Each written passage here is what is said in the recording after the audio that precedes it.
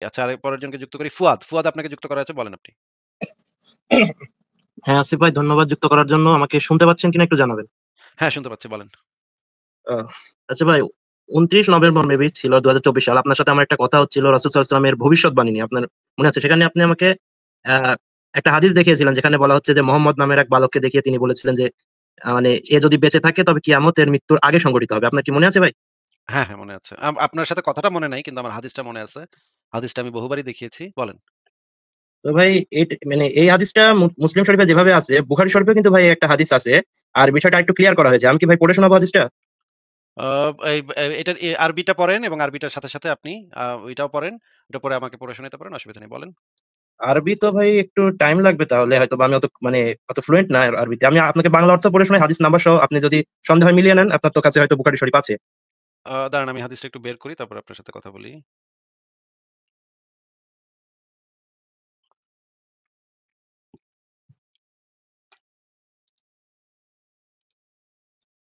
হাদিসটা আমরা সবার মানে সবাইকে একটু দেখাই, তারপরে আপনার সাথে আলোচনা করতেছি। দাঁড়ান একটু। স্ক্রিনে আনতেছি। ভাই আনতে আনতে একটা কথা বলবো, নাকি আপনার হ্যাঁ, হ্যাঁ, মানে মনোযোগ নেই আপনি?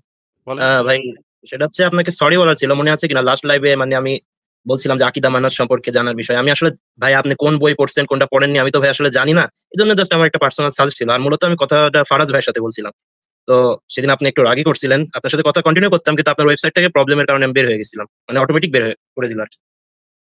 আচ্ছা, আমি আসলে বুঝতে বুঝতে পারতেছি না আপনার কথার কনটেক্সটটা কি, আমি বুঝতে পারতেছি না। তারপরে আপনার সাথে এটা নিয়ে পরে একটু পরে কথা বলি। আগে হাদিসটা একটু দেখে নিই। তারপরে ওই যে সরি টরি যেটা আপনি বলবেন সেটা আপনি একটু পরে বললেন। একটু ওইটা ধরে রাখেন। আমরা আগে হাদিসটা একটু পড়ি। এটা হচ্ছে সহিহ মুসলিমের ৭১৪০ নম্বর হাদিস। আ এখানে কি বলা হচ্ছে ভাই, একটু পড়েন তো?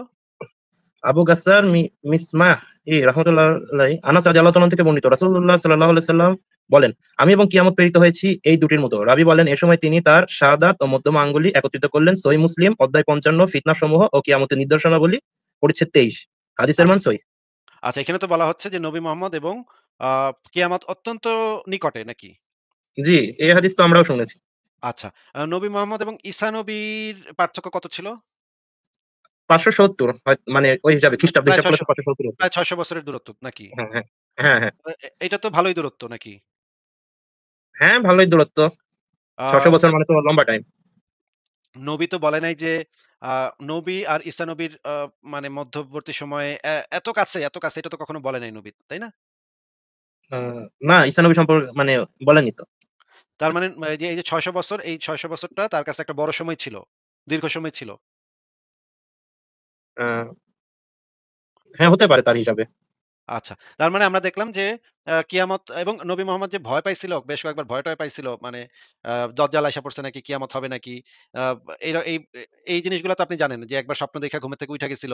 ওইটা আমি পরে দেখাবো না বের করে। স্বপ্ন দেখে ঘুমের থেকে উইঠা গেছিল যে ইয়াজুজ মাজুজের যে দেয়াল সেটা একটুখানি ফাঁক হয়ে গেছে। ওরা ছুইটা যাইতে পারে। এই ভয়টাও পাইছিল নবী, এটা তো জানেন। মানে হ্যাঁ, একদিন আপনার স্বপ্ন দেখছিল কিনা, তবে একটা ইয়ে ছিল যে বসা ছিল, কথা বলতে বলতে তিনি মানে কিছুটা ভারাক্রান্ত বা চিন্তাগ্রস্ত হয়ে পড়লেন। সাবিরা জিজ্ঞেস করলে বললেন যে ইয়াজুজ মাজুজ দেয়ালের ভিতরে একটা মানে ফাটল সৃষ্টি করছে। আচ্ছা, তার মানে নবী আতঙ্কের ভিতরে ছিল যে যেকোনো সময় কিয়ামত হয়ে যেতে পারে, দাজ্জাল আইসা পড়তে পারে। একটা ইবনে সাইদ নামক একটা বালক ছিল, সেই বালকরে দেইখা তো নবী ভাবছিল যে এটাই দাজ্জাল। এইরকমও তো আছে নাকি? জানেন তো এটা? হ্যাঁ, হ্যাঁ, ইবনে সাইদ নামের একজন অনেকে সন্দেহ করছিলেন, তিনি তিনি করছিলেন, পরে মনে হয় নিশ্চিত করছিলেন যে না, এই বালক দাজ্জাল না। প্রথম তো নবী ভয় পাইছিল। তারে তো লুকায়, লুকায় তারে দেখতো যে এটা আসলে দাজ্জাল কিনা। আচ্ছা, ওই হাদিসগুলো আমরা পরে বাইর করব নে, ওইটা আমরা দেখি। তো এখানে যে এই হাদিসটা কিয়ামতের নিদর্শনাবলী, কিয়ামত নিকটবর্তী হওয়া, সহিহ মুসলিম ৭১৪২ নম্বর হাদিস। আচ্ছা, এবার একটু পড়েন। আপনি যেই হাদিসটা আনছেন সেটাও পড়েন। আগে এটা একটু পড়েন এবং আমাদেরকে আচ্ছা, বলেন যে এই যে একদা এক ব্যক্তি তাকে কি জিজ্ঞেস করল? প্রশ্নটা কি করছিল? যে প্রশ্ন করছিল, আচ্ছা আমি পুরো হাদিসটাই পড়ছি। সহিহ মুসলিম ইসলামিক ফাউন্ডেশন 55 অধ্যায়, ফিতনা সমূহ কিয়ামতের নিদর্শন বলি। আচ্ছা, পরিচ্ছেদ 23। আবু বকর ইবনে আবু শাইবা রাহমাতুল্লাহ আলাইহি আনাস রাদিয়াল্লাহু আনহু থেকে বর্ণিত, তিনি বলেন, একদা এক ব্যক্তি রাসূলুল্লাহ সাল্লাল্লাহু আলাইহি সাল্লামকে জিজ্ঞাসা করলেন, কিয়ামত কবে হবে? তখন তার নিকট মুহাম্মদ নামক একটি আনসারী বালক উপস্থিত ছিল। রাসূলুল্লাহ সাল্লাল্লাহু আলাইহি সাল্লাম বললেন, এ বালক যদি বেঁচে থাকে তবে সে বৃদ্ধ হওয়ার পূর্বেই কিয়ামত সংঘটিত হয়ে যাবে। হাদিসের মান সহিহ। আচ্ছা, আচ্ছা, বলেন এবার এবার এই ভাই, হাদিসটার অর্থটা কি? হ্যাঁ, এই হাদিসটা মানে এখানে যেটা বোঝাতে চাচ্ছে, এটা আরো ক্লিয়ার ভাবে বুখারীর ওই হাদিসে আছে। আমি কি ভাই ওটা পড়ে শোনাবো? তাহলে বুঝতে আ পারবেন। কিন্তু এই হাদিসটা কি সহিহ? জি, সহিহ তো অবশ্যই। তার মানে এই হাদিসে আরেকটা হাদিস আছে, যেই হাদিসটা সহিহ আপনি বলতেছেন, সেটার ভিতরে এইটার অর্থটা কি একটু বদলে যাবে? না, আমি হাদিসটা পড়ে শোনাই, আপনার যদি মানে কোনো কোনো অভিযোগ থাকে আপনি বলেন, আমি হাদিসটা পড়ি। আচ্ছা পড়েন। আচ্ছা স্ক্রিনে আচ্ছা দেন, এটা স্ক্রিনে দেন আমরা সবাই দেখি। আচ্ছা, স্ক্রিন শেয়ারটা কিভাবে দিব? অপশনটা কোন দিকে? এখানে দেখেন যে প্রেজেন্ট নামক প্লাস নামক একটা বাটন আছে। সেই বাটনটাতে চাপ দিলে আপনার স্ক্রিনটা তখন আপনি সিলেক্ট করতে পারবেন যে কোন জিনিসটা আপনি শেয়ার করতে চান। শেয়ার স্ক্রিন দিবেন। তারপর আপনি সিলেক্ট করতে পারবেন কোনটা আপনি শেয়ার দিবেন। এই অপশনটা মানে আমার আমার যে অ্যাভাটারটা ওঠা আছে ওটার উপর ক্লিক করলে নাকি কোথায় ক্লিক করলে ওটা আসবে? না আপনি কি ফোনে আছেন? জি ভাই, ফোনে। আচ্ছা তাহলে আপনি এক কাজ করেন আমাকে হাদিস নাম্বারটা দেন আমি বের করে দেখাচ্ছি। আচ্ছা ঠিক আছে। সহিহ বুখারী অধ্যায় ৮১ হাদিস নম্বর ৫,০০০। আপনার ৫,০০০ টুক শোনা গেছে। এরপরে আর শোনা যায়নি। আবার বলেন ৫,০০০ হাদিস নাম্বার ৫,০০০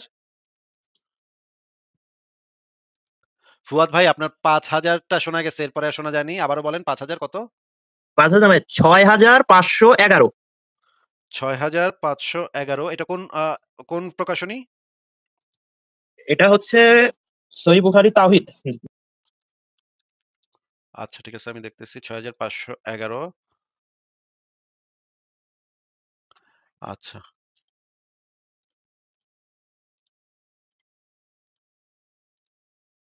হ্যাঁ, বলেন এবার। বের করেছি ভাই বলেন। আমি হাদিসটা পড়ে শোনাচ্ছি। আয়েশা রাদিয়াল্লাহু তাআলা আনহা হতে বর্ণিত, তিনি বলেন, কিছু সংখ্যক কঠিন মেজাজের গ্রাম্য লোক। ফুয়াদ ভাই আপনার কথা শোনা যাচ্ছে না।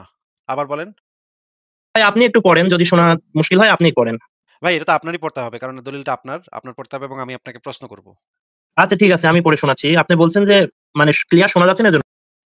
ভাই আপনার কথা মাঝখানে আটকে যাচ্ছে। এভাবে হলে কেমনে হবে ভাই? আচ্ছা ঠিক আছে আমি পড়ে শোনাচ্ছি। আয়েশা হতে বর্ণিত তিনি বলেন, কিছু সংখ্যক কঠিন মেজাজের গ্রাম্য লোক নবীর কাছে এসে বললেন, "কিয়ামত কবে হবে?" তখন তিনি তাদের সর্বকনিষ্ঠ লোকটির দিকে তাকিয়ে বললেন, "যদি এ লোক বেঁচে থাকে, তবে তার বুড়ো হওয়ার আগেই তোমাদের উপর তোমাদের কিয়ামত এসে যাবে।" হিশাম বলেন, "অর্থাৎ তাদের মৃত্যু।" এই যে তাদের মৃত্যু এই কথাটা কে বলছে ভাই?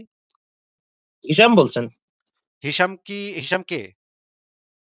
হিশাম ইবনে হিশাম যতদূর মনে পড়ে আল বিদায়া ওয়ান নিহায়া লেখক উনি না? আর উনি তো একজন না, বিখ্যাত ইসলামিক স্কলার মেবি। আল বিদায়া ওয়ান নিহায়ার লেখক উনি না। ও, ইবনে হিশাম হচ্ছে গিয়ে সিরাত গ্রন্থের লেখক। ও উনার সিরাত গ্রন্থ কোনটা? আচ্ছা যাই হোক, উনার এরকম সিরাত গ্রন্থ আছে, হ্যাঁ উনার বিখ্যাত, আর এরকম কিছু বইও আছে। আচ্ছা, যখন তিনি এই কথাটা বলছে ততদিনে তো ওই মানে বালকটা মইরা ভূত হয়ে গেছে, তাই না? আপনি এখানে হিসাব একটু দেখেন যে উনি বলছেন তোমাদের উপর তোমাদের কিয়ামত এসে যাবে, বলেননি যে না, পৃথিবী ধ্বংস হয়ে যাবে বা না কিয়ামত এসে যাবে। সেটা পরে আসতেছি। তাকে কি প্রশ্ন করা হয়েছিল? তাকে প্রশ্নটা করা কি হয়েছিল সেটা তাহলে হ্যাঁ, বলেন। তাকে প্রশ্ন এটাই করা হয়েছিল যে কিয়ামত অর্থাৎ প্রকৃত যে কিয়ামত বলতে আমরা যেটা বুঝি পৃথিবী ধ্বংস হয়ে যাবে, এটা কবে হবে? তবে তিনি তার উত্তর না দিয়ে তার মানে আপনি বলতে চাচ্ছেন নবী মোহাম্মদ যেই প্রশ্নটা তাকে করা হয়েছিল সেটার উত্তর না দিয়ে একটা মিথ্যা কথা বলছিল। তিনি বলছিলেন যে তোমাদের কিয়ামতের কথা বলতে পারবে, এটা তো না তিনি এটা তো তাকে প্রশ্নই করা হয়নি। তাকে তো এই প্রশ্নটা করাই হয়নি যে আমাদের মৃত্যু কবে হবে? এটা তো তাকে প্রশ্নই করা হয়নি। এবং এটা তো যেকোনো বলদার বাচ্চা বলদাও বোঝে যে মানে তাদের মৃত্যু কবে হবে। এই বাচ্চা একটা পোলা আছে সেই বাচ্চাটা মরার আগে এটা বলতে তো ভাই নবী হন লাগে না। হ্যাঁ, কিন্তু নবী আসলে হইতে এই হাদিস আরে নবীর কাছে আইছে কি করতে? ওই যে গ্রাম্য মেজাজের লোকেরা নবীর কাছে আইছে কি করতে? এই কথাটা কইতে কি নবী হন লাগে ভাই? নবীর কাছে তো আইছে একটা স্পেশাল প্রশ্ন নিয়া যেটা নবী জানে। নবী বলতে পারবো। আল্লাহ বা নবী বলতে পারবো। এই ধরনের কথা তো কুদ্দুসও কইতে পারবো যে ওইখানে যে পোলাটা আছে, বাচ্চা পোলাটা আছে ওইটা বুইড়া হওয়ার আগে তোমরা মরে যাবা। এটা তো ভাই ওইখানে খানানা কুদ্দুসও কইতে পারে। এটার জন্য নবী হন লাগে নাকি ভাই? হ্যাঁ ভাই, এখন তিনি তো সেটাই বলছেন, এখানে দেখেন বলছেন তোমাদের উপর আরে তোমাদের, এখন তিনি উত্তর আরে দেননি তাইলে তিনি। তাইলে এই বালের নবী দিয়ে আমি কি করব? যে এই বালের নবী তো তাইলে কি কইলো এটা? এটা তো কুদ্দুসও কইতে পারে। এটা তো রাস্তাঘাটের থেকে একটা পাগলের টাইনা আইনা জিগাইলেও এটা কইয়া দিব। যে এই বাচ্চা পোলাটা আছে এই বাচ্চাটা বুইড়া হওয়ার আগে তোমরা মরে যাবা। এটা তো সবাই জানে। এটার জন্য নবীর কাছে আসছে তো একটা স্পেশাল নিয়েই তো আসছে। যে নবী এই জিনিসটা জানে নাকি? জি। তাইলে ওই বাড়ায় তো কইতে পারতো যে, "আমি ভাই জানি না, আল্লাহ জানে, আমি কইতে পারি না ভাই।" ওর কাছে তো আইসা জিজ্ঞেস করছে, এটা তো বোঝাই যাচ্ছে ওর কাছে আয়া জিগাইছে। কারণ ও হইতেছে নবী বইলা নিজেরে দাবি করতেছে। ও হয়তো জানে এই যে কিয়ামত কবে হবে। ও যদি না কইতে না পারে তাইলে ওই হালায় কইবো যে, "আমি তো ভাই জানি না, আল্লাহ পাকে জানে। এটা তো আমার পক্ষে বলা সম্ভব না কিয়ামত কবে হবে।" এইটা বলব সে না। সে এই কথার মানে কি ভাই? এটা তো আমি বুঝলাম না। এটা তো কুদ্দুসও কইতে পারে।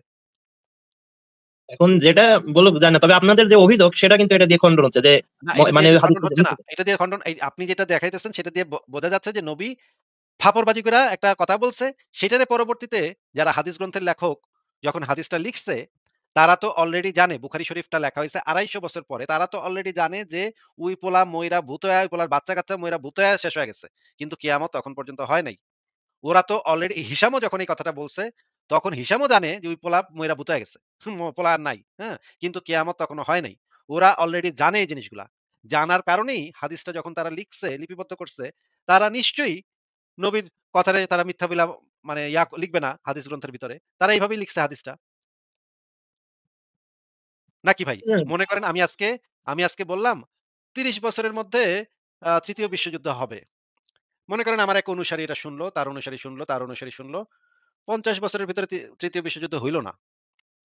তো ৫০ বছর পর আমার অনুসারী সে যখন একটা কেতাব লিখতেছে, তখন সে তো জানে যে ৩য় বিশ্বযুদ্ধ ৩০ বছরের ভিতরে হয় নাই। এটা তো সে জানে নাকি?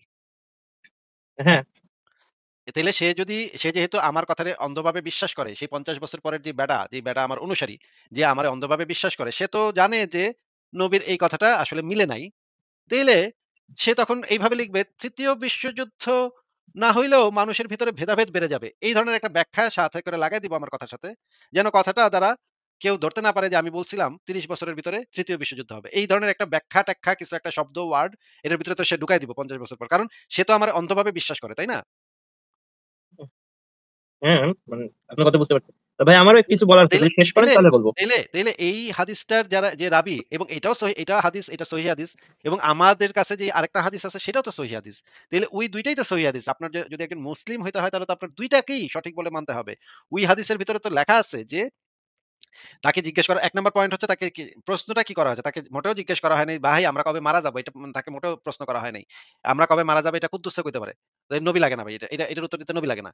আর নবী যে তুমি পাকনা পাকনা নবী, তুমি যে এত কথা বললা, তুমি তাইলে কি এর নবী হইলা? তুমি যদি এটা কইতে না পারো, আর যদি কইতে না পারো তাইলে তুমি বলতা যে, "আমি জানি না ভাই, আমি বলতে পারি না ভাই। আমার আল্লাহ ছাড়া আমি বলতে পারি না।" এটাও তো বলতে পারত সে। সে এই উত্তর কেন দিবে? সে তো তাইলে একটা চালাকি করছে, একটা প্রতারণা করছে, মিথ্যা কথা বলছে। এই প্রশ্নই তো তারা করে নাই যে আমরা আম আমরা আমাদের মৃত্যু কবে হবে? এই প্রশ্ন তো তার করে নাই এখানে। আপনি দেখান যে এই প্রশ্ন কোথায় করছে তারে?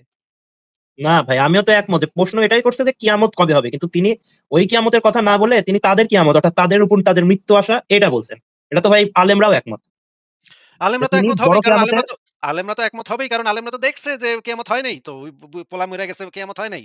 আলেমরা একমত না হয়ে যাবে কোথায় ভাই? কি বলেন এগুলা? আচ্ছা ভাই আলেমদের আরেকটা কথা বলেন। আলেমরা আলে ভাই এই হাদিস যখন মানে আবু বকরের খিলাফত আমলে, ওমরের খিলাফত আমলে ওরা সবাই ভয় পাইত যে কিছুদিনের ভিতরে কিয়ামত হয়ে যাবে। কিছুদিনের ভিতরে কিছু একটা লন্ডভন্ড হয়ে যাবে। যখন এই যে হইছে, ওসমানকে হত্যা করা হয়েছে, তখনও মানুষ ভাবছে যে এই তো শুরু হয়ে গেছে। ফিতনা শুরু হয়ে গেছে। কিয়ামত কিছুদিনের ভিতরে আসবে। এটা প্রত্যেক খলিফার আমলে এই রকমের মানুষের ভিতরে আতঙ্ক ছিল। কিছুদিনের ভিতরে দাজ্জাল এসে যাবে, কিয়ামত হয়ে যাবে। এই ফিতনা শুরু হয়ে গেছে। এই জায়গায় সেই জায়গায় ফিতনা শুরু হয়ে গেছে। আলীরে যখন মারছে তখনও মানুষ ভাবছে ফিতনা শুরু হয়ে গেছে কিছুদিনের ভিতরে। এই হাদিস তখন তারা এইভাবেই বুঝছে যে ওই পোলায় মারা যাওয়ার আগেই কিয়ামত হয়ে যাবে। পরে যখন দেখতে পাইছে যে না, কিয়ামত তো হয় নাই, পোলা তো মইরা গেছে। তখন তারা নবীর জিনিসটারে ব্যাখ্যা করছে। যে এমনভাবে ব্যাখ্যা করছে কারণ এটা তো মিলান লাগবে। একজন ইসলাম ধর্মে বিশ্বাসী ব্যক্তির তো যেকোনোভাবেই হোক এই জিনিসটারে মিলায় দেওয়ান লাগবে। তাই না ভাই? আচ্ছা ভাই। এবার আমি কি যে বলবো এখন? যেকোনো ধর্মের অনুসারীর তো এটা একটা সাধারণ টেনডেন্সি থাকে যে যেকোনোভাবেই হোক তার ধর্মটারে আমার মিলায় দেওয়ান লাগবে নাকি? হ্যাঁ, তাইলে এটার ভিতরে আপনি মানে কোন সমস্যা দেখতে পাচ্ছেন না যে আলেমরা একমত হইলেই কি না হইলেই কি? আলেমরা তো একমত হইবই। তারা তো অন্ধবিশ্বাসী। আচ্ছা ভাই এই একটা কথা যে মোহাম্মদ সাল্লাল্লাহু আলাইহি ওয়াসাল্লাম যদি কিয়ামত সম্পর্কে এক্সাক্ট কথা বলতে পারলো তাহলে তো মানে কোরআনের একটা আয়াতের মানে বিপরীত কথা বলা হবে না। যেমন আপনার ইয়েতেই আছে যে একটা আয়াতে আমরা আয়াতের রেফারেন্সটা মনে নেই যে আল্লাহ বলতেছেন যে লোকে তোমাকে জিজ্ঞেস করে কিয়ামত কবে হবে। তো তুমি তাদেরকে বলো যে এই জ্ঞান আল্লাহর কাছে। এই না আয়াতটা আমার হয়তো সঠিক খেয়াল নেই। হয়তো আপনার তখন মনে আল্লাহ তাআলা বলে পড়ছে নাই, না? পরে বলছে। হয়তো তখন আল্লাহ তাআলা বলে নাই। এরকম অনেকবার আল্লাহ তার সিদ্ধান্ত পরিবর্তন করছে। আগে একবার কয় নাই, আরেকবার পরে গিয়া কইছে। এরকম অসংখ্য ঘটনা আছে। নাসেখ মানসুখ আছে। আগের জিনিস পাল্টায় দিছে। আল্লাহ পাক কয়েকদিন পর আল্লাহর মাথা চুলকাইছে। আবার সিদ্ধান্ত চেঞ্জ করে আবার উল্টা কথাটা কইছে। এরকম তো বহু জিনিস আছে ভাই। ইসলামের ভিতরে এগুলো তো ভুরি। আল্লাহর তো মানে মাথার ঠিক নাই। আল্লাহ তো ২ দিন পরে তার চেঞ্জ করে ফেলায়।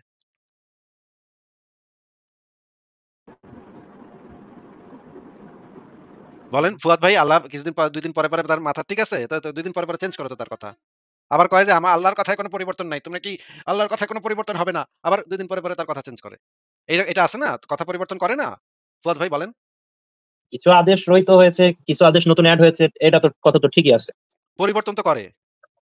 হ্যাঁ, মদ খাওয়ার আইন ছিল আস্তে মানে সেটাকে হারাম করা হয়েছে। হ্যাঁ, এরকম অবশ্যই আছে। আবার একই সাথে আল্লাহ বলছে না যে আল্লাহর বিধানে কোন পরিবর্তন নাই। বিন্দু মাত্র কোন পরিবর্তন নাই আল্লাহর বিধানে।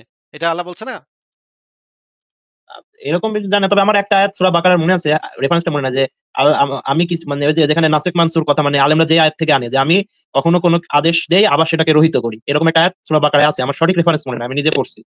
আচ্ছা, আমি আমি আপনাকে আপনাকে বের করে একসময় দেখাচ্ছি। আমাদের সাথে ফারাজ ভাই চলে আসছে। ফারাজ ভাই আপনি একটু কথা বলেন। আ হাই হ্যালো করেন। আমি একটু এই জিনিসটা বের করি যে আল্লাহ যে পরিবর্তন করে ২ দিন পরে, পরে চেঞ্জ করে কথা। আবার একই সাথে বলে যে পরিবর্তন নাই। একটু। আচ্ছা ফারাজ ভাই, হ্যাঁ ভাই বলেন। আপনার এই টপিকটা তো আসিফ ভাইয়ের উপরই ছাড়তে উনি করেন। আপনার সাথে একটা নতুন টপিকে যাই নাকি? শিওর, আপনার যদি যেতে চান শিওর। আচ্ছা, কোরআনের মধ্যে যে কিছু মানে বৈজ্ঞানিক বিষয় আছে এগুলো আসলে মানে কোথা থেকে আসলো আমার এটা সঠিক জানার বিষয়। যেটা কিনা ওই টাইমের লোক জানতো না। এটা কোরআনে আসলো কিভাবে? কোরআনে যে বৈজ্ঞানিক জিনিস বোঝানো হয়েছে সেটা আপনি কিভাবে জানেন? আপনি যদি চান আমি একটা উদাহরণ দিতে পারি। আমাকে ২ মিনিট যদি টাইম দেন। আমি আপনাকে একটা আয়াত আর সেটার একটা ব্যাখ্যা করে শোনাতে পারি। আপনি বেশি মনে হয় সময় লাগবে না আমার। আপনি মনে হয় আমার প্রশ্নটা বুঝেন নাই। কোরআনে যে বৈজ্ঞানিক জিনিসই বলা হয়েছে এটা আপনি কিভাবে বুঝলেন? মানে আচ্ছা, বিষয়টা ইয়া ভাই বৈজ্ঞানিক জিনিসটা একটু পরে শুরু করেন তাহলে। আমি এই জিনিসটা একটু আগে দেখাই নিই। কারণ এই আচ্ছা জিনিসটা যান। না হলে ইয়া হয়ে যাবে। বৈজ্ঞানিক আ কোনো বৈজ্ঞানিক কথাই নেই। বৈজ্ঞানিক কথা জিনিসটা কি সেটা আমরা একটু পরে আলোচনা করি। এই আয়াতগুলা একটু পড়েন তো ভাই। এখানে কি লেখা আছে?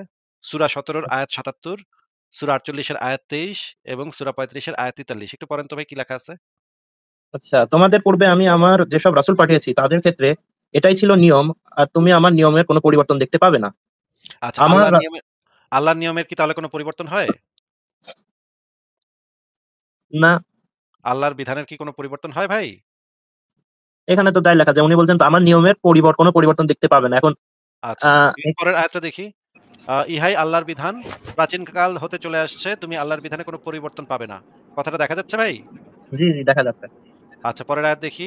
আ এখানেও যেটা বলা আছে, তুমি আল্লাহর বিধানে কক্ষনো কোনো পরিবর্তন পাবে না। তুমি আল্লাহর বিধানে কক্ষনো কোনো পরিবর্তন পাবে না। কক্ষনো শব্দটা বলে দেয়া আছে। অন্য অনুবাদে বলা আছে, কিন্তু তুমি আল্লাহর বিধানে কখনোই কোনো পরিবর্তন পাবে না এবং তুমি আল্লাহর বিধানে কখনোই কোনো ব্যতিক্রমও দেখতে পাবে না। মানে ২ বার বলছে, একই কথা ২ বার বলছে। মানে কথাটা যে খুবই ইম্পোর্টেন্ট এবং কথাটা খুবই মানুষ যখন একটা কথাটা খুবই জোর দিয়ে বলে তখন তো এই ধরনের কথা বলে, তাই না?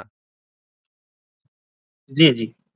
আচ্ছা, তাইলে আপনি বলতে চাচ্ছেন যে আল্লাহ পাক আবার মাঝে, মাঝে পরিবর্তনও করে তার বিধানটাকে মাঝে, মাঝে বদলায় দেয় নাকি? মানে বদলায় বলতে কখনো মানে পূর্বে চলে আসা একটা বিষয় রহিত করে দেন। ওটার জায়গায় নতুন আইন আনেন কিনা এই বিষয়ে আমি সঠিক কিছু বলতে পারব না। এটা যদি আপনার কাছে ব্যাখ্যা থাকে দেখাতে পারেন। আমি এটা জানি যে উনি রহিত করেন। প্রাচীনকালে একটা মানে একটা আদেশ ছিল বা একটা মানে কি বলবো ট্র্যাডিশন ছিল সেটাকে এই টাইমে এসে তিনি মানে বাতিল করে দিতে পারবেন যে এটা এখন হবে না। রহিত রহিত করে কি আর নতুন কোনো আইন দেয় না? নতুন আইন দেয় কিনা এটা সম্পর্কে আমার জানা নেই। আচ্ছা, যেমন ঠিক আছে, ঠিক আছে। আমরা কোরআন থেকে দেখি। আ এক সেকেন্ড এ ভাই, এ এক সেকেন্ড। ওটা দেখেন কিন্তু ভাই, আগে যদি কোনো একটা কথা বলে এবং পরবর্তীতে যে যদি এটা উঠে ফেলে এটা কি পরিবর্তন না? এটা ইটসেলফ কি কোনো পরিবর্তন না? 100% পরিবর্তন। সেটাও একটা পরিবর্তন। যদি আগে একটা কথা বলছে আগে তো সেটা আগে বললাম যে তোমার বাসা থেকে স্কুলে যেতে হলে এই রাস্তা ব্যবহার করতে হবে। পরে বললাম না তোমার এই রাস্তায় ব্যবহার করতে হবে, জিনিসটা এরকম না। এটা কি কোনো ইটসেলফ কোনো পরিবর্তন না আসিফ ভাই? হ্যাঁ, আমি কোনো এটাও একটা নতুন রাস্তার কথা বললাম না।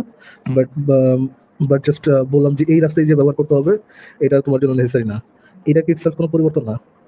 এটাও পরিবর্তন। অবশ্যই এটা পরিবর্তন। যদি কোনো আগের কোনো বিধান রহিত করে দেয় সেটাও আসিফ ভাই পরিবর্তন। সরি একটা সেকেন্ড, আপনি একটু ছোট করে বলুন তো।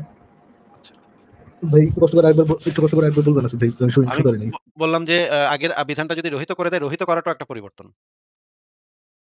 জি ভাই, আল্লাহ একবার যে এগ্রি। কইব তো আমি তো কইব। এটা পুরোপুরি আবার agree। জি।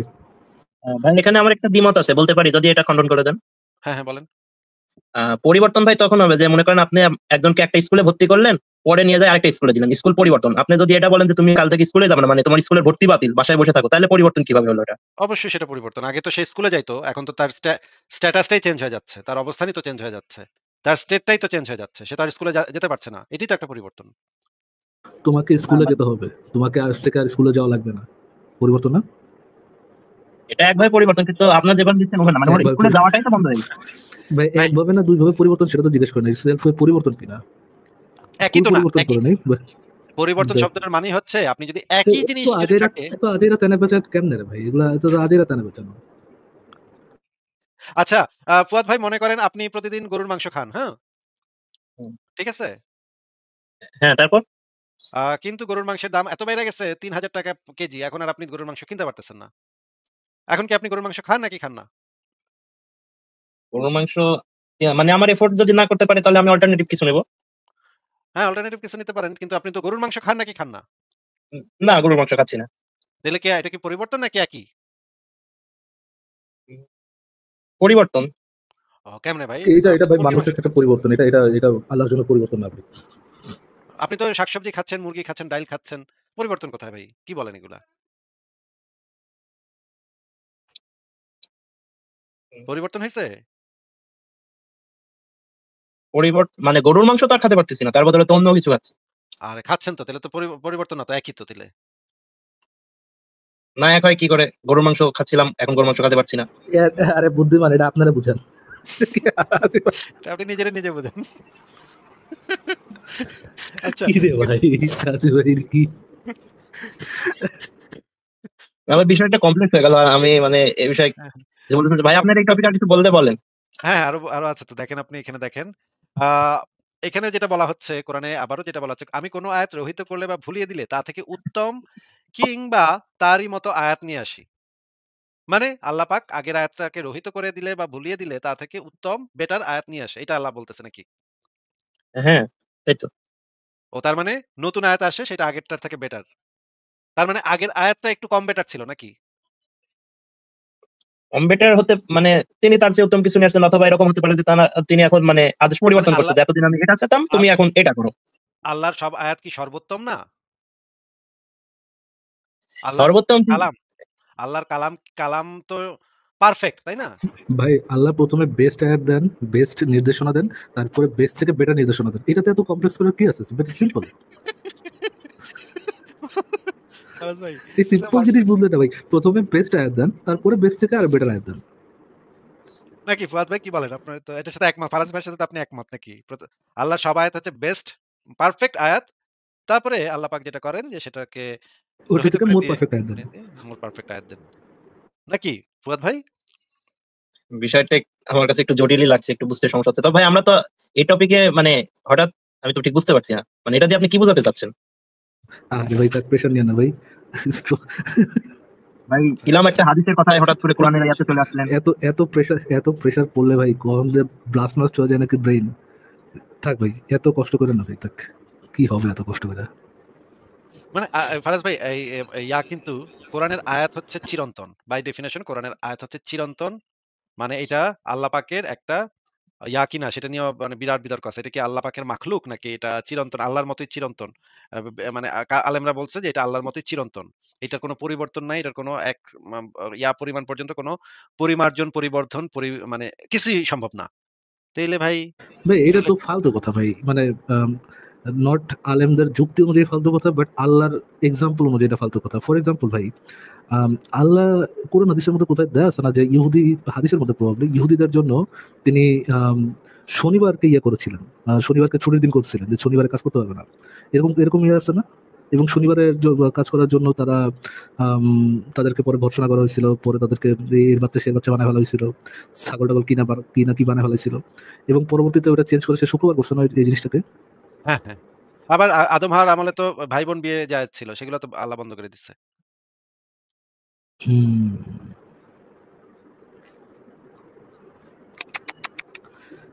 কিন্তু এইসব বুলশিটকে আপনি কোনোভাবেই কোনো ইসের মধ্যে রাখতে পারবেন না আর কি, কোনোভাবেই কোনো একটা কোনো একটা কনস্ট্যান্ট সেন্স মেক করে এরকম কোনো একটা ইসের মধ্যে, মেথোডোলজির মধ্যে আনতে পারবেন না। কিন্তু ফারাজ ভাই এত আপনি পরিমাণ একজন কন্ট্রাডিকশন।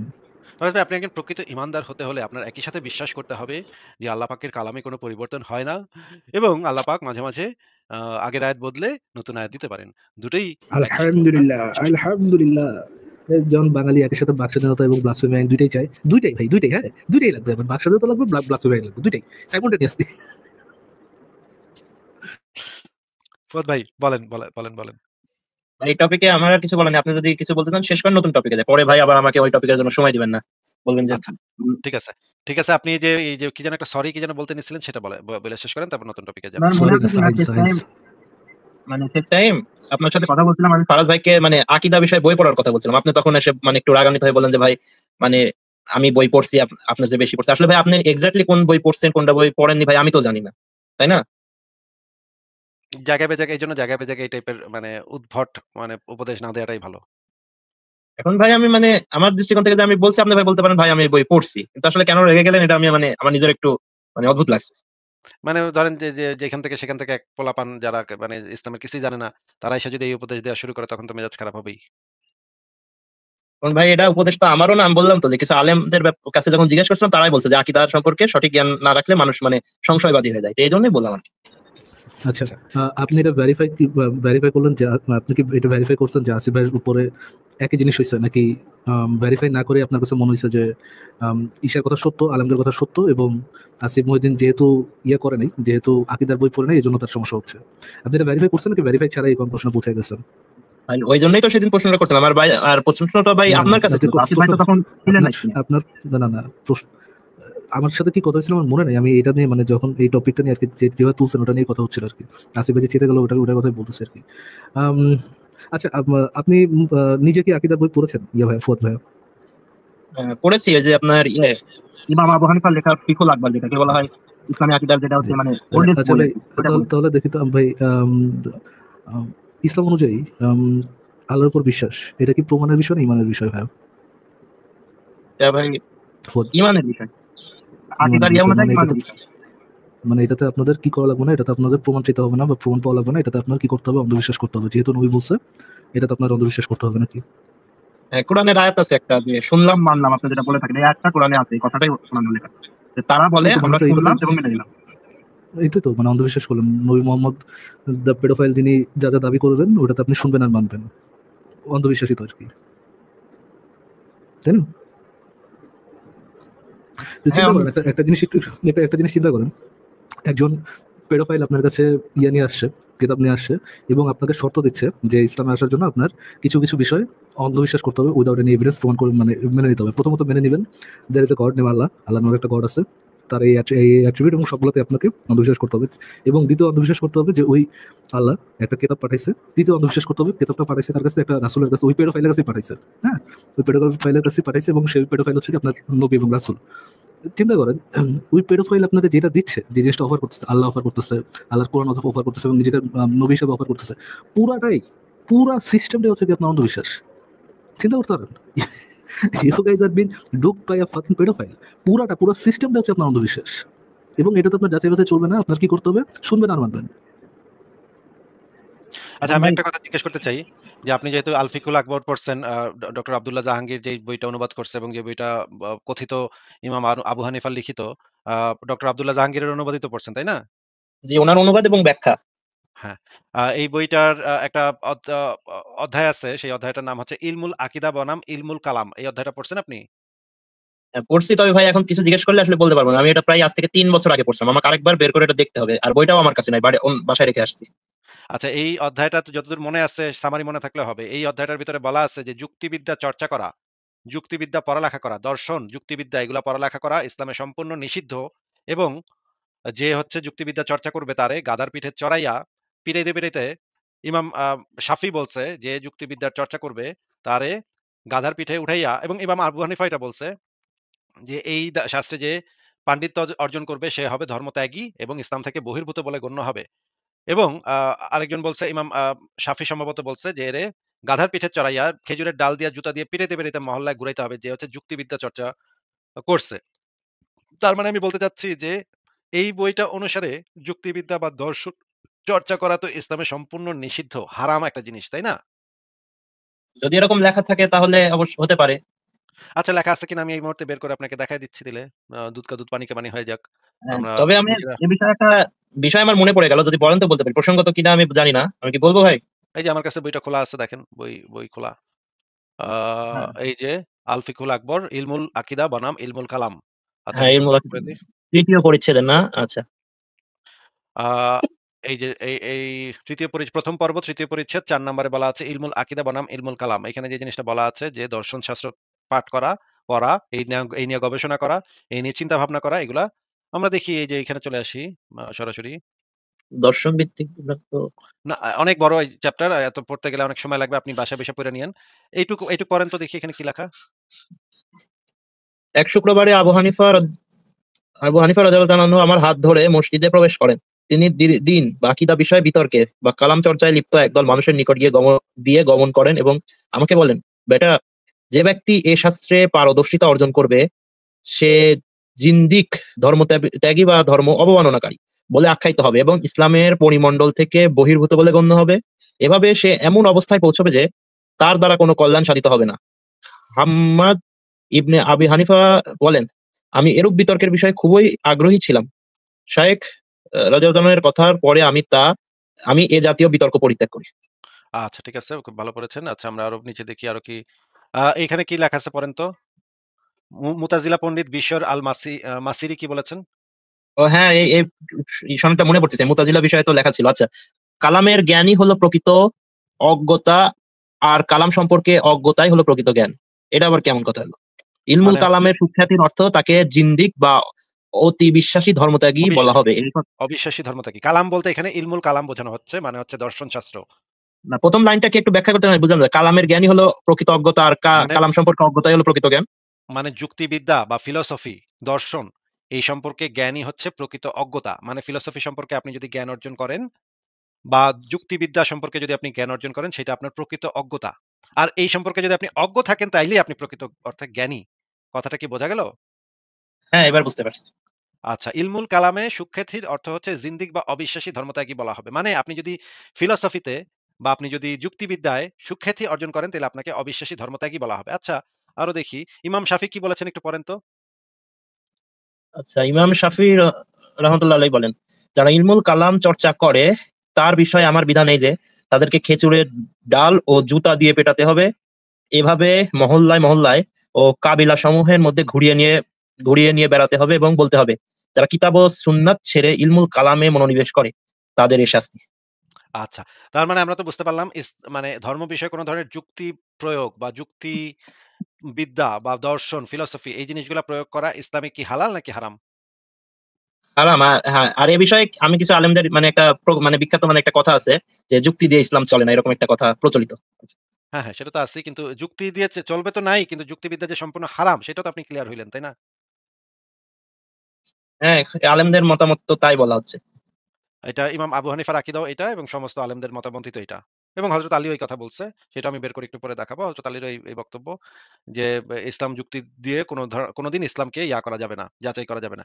তো আপনি যে কিছুক্ষণ আগে কি যেন বিজ্ঞান-টিজ্ঞান কি বললেন? আপনি বিজ্ঞানের সাথে মিললেই কি আর না মিললেই কি? আপনার তো অন্ধবিশ্বাস করতে হবে আল্টিমেটলি ইসলামে, তাই না? আসলে বিষয়টা এরকম যে ভাই, আমি আসলে যেগুলা আয়াতের কথা আমি আপনাদের বলতে যাচ্ছি, এগুলো না জানা থাকলে হয়তোবা আমিও অবিশ্বাস করতে পারতাম। কিন্তু এগুলো জানার পর না, আমার না, কাছে না, মনে ছিল। এটা তো তাইলে তো আপনি জিন্দিক হয়ে গেছেন অলরেডি। আপনি যে যুক্তি দিয়ে ইসলামকে আ বুঝতে গেছেন, এটা বুঝতে গিয়ে তো আপনি অলরেডি জিন্দিক হয়ে গেছেন। আমি আপনাকে একটু আগে দলিলগুলা বের করে একটা দেখাইলাম। সেকেন্ড, আসিফ ভাই উনি মনে হয় এরকম কথা বলছেন না। উনি বলছেন যে যেই সকল বিষয় আপনাকে যুক্তি দিয়ে বুঝতে হবে এরকম না, যে সকল বিষয় আপনাকে অন্ধবিশ্বাস করতে হবে ওটা যদি আপনি বুঝতেন তাহলে আপনি ইসলামে অন্ধবিশ্বাস করতেন। উনি হয়তো বুঝতে এরকম পারেন কিছু ভাই, বলার আমার চেষ্টা। মাথা ঘুরাইতেছে। একটু আবার একটু বলবেন ভাই প্লিজ। আবার বলি, যেই সকল বিষয়ে ইসলাম আপনাকে বলে অন্ধবিশ্বাস করতে, সেই সকল বিষয় যদি আপনি অন্ধবিশ্বাস করতেন তাহলে আপনি ইসলামের উপর বিশ্বাস রাখতে পারতেন আর কি। ও! মানে ইসলাম সত্য বলে মানে নিতেন আর কি। ও আমি ইস ভাই আকীদা জিনিসটা কি আসিফ ভাই, একটু ভাইকে বলি আপনাকে, আকীদা জিনিসটা কি? অন্ধবিশ্বাস তো নাকি? হ্যাঁ, মোদ্দা হ্যাঁ, ভাই, কথা এই নিয়ে তো অন্ধবিশ্বাস তো একদিন নাকি? কথা হলো আমাদের বিষয়ে। মানে আমরা কত কথা বলছি এই বিষয় নিয়ে। হ্যাঁ, আকীদা তো মূলত অন্ধবিশ্বাস, রাইট? এখন উনি আমাকে কি পড়তে বলছে? আকীদার বই।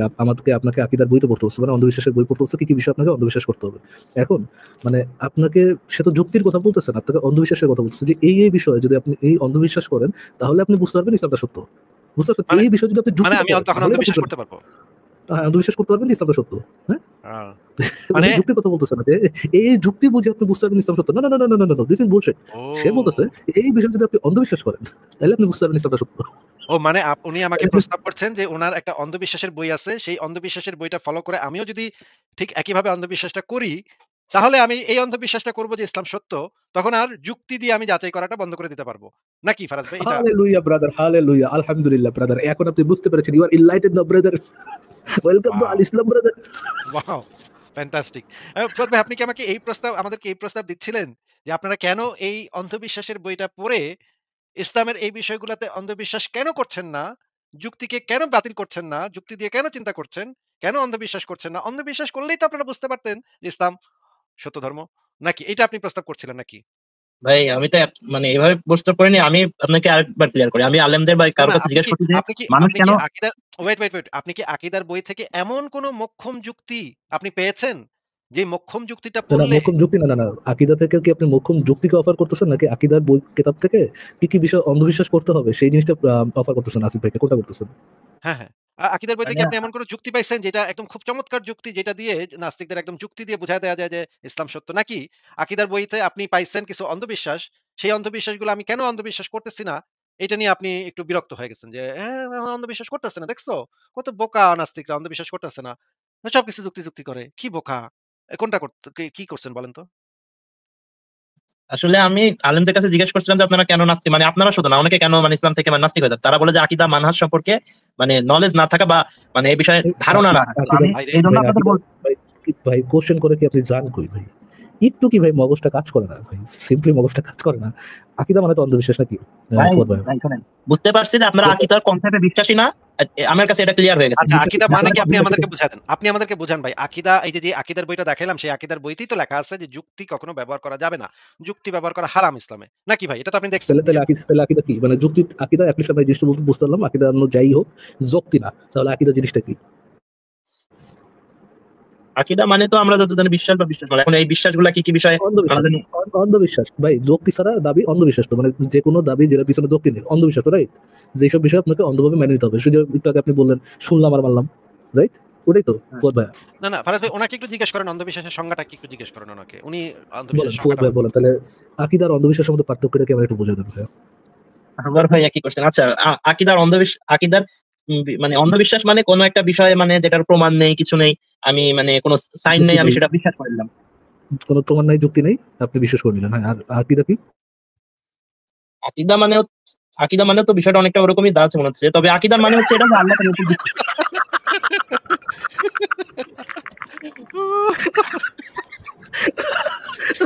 ভাই লক্ষ্মী সোনা জাদুর করে কোথায় আছে ভাই? লক্ষ্মী সোনা জাদুর আপনি করে দেন, কোথায়? আপনি দেন। ওই আমি তো লক্ষ্মী খুঁজে পাই না ভাই। কোন দিকে তাকিয়ে খুঁজে পাই না।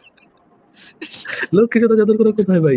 দাঁড়া দেখছেন আচ্ছা, দেখছেন এটা তো আচ্ছা ভাই, আচ্ছা তাই। লক্ষ্মী সোনা জাদুর কোনা টুনটুনি ঝুনঝুনি।